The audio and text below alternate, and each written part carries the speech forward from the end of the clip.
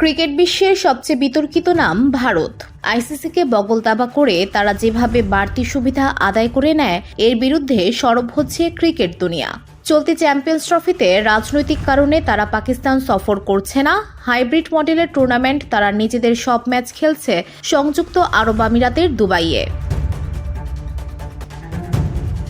ইংল্যান্ডের দুই সাবেক ক্রিকেটার নাসির হুসেন ও মাইকেল আথারটন এবং দক্ষিণ আফ্রিকার রাসি ফন্ডার ডুসেন ভারতের সব ম্যাচ এক ভেন্যুতে হওয়ায় দলটি বাড়তি সুবিধা পাচ্ছে বলে অভিযোগ করেছেন।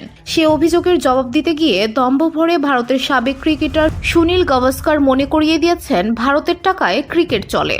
আইসিসির কাছ থেকে ভারতের বাড়তি সুবিধা পাওয়া বা ক্রিকেটের নানা ইস্যুতে ভারতের গোয়ার তর্মির জবাব দিতে অন্য দেশগুলোকে আহ্বান জানিয়েছেন পাকিস্তানের সাবেক অধিনায়ক ইনজামাম উল হক। ধুলো, ময়লা ও ক্ষতিকর ধূলিকণা থেকে নিমিষেই মুক্তি দেয় চৌধুরী এয়ার পিউরিফায়ার।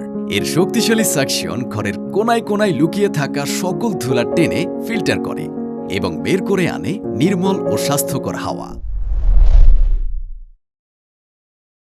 এক্ষেত্রে আইপিএল এর প্রসঙ্গ টেনে তিনি বলেছেন, আইপিএলে কি হচ্ছে? বিশ্বের শীর্ষ ক্রিকেটাররা আইপিএলে অংশ নেয়, কিন্তু ভারতীয় ক্রিকেটারদের অন্য দেশের লিগে খেলতে দেওয়া হয় না।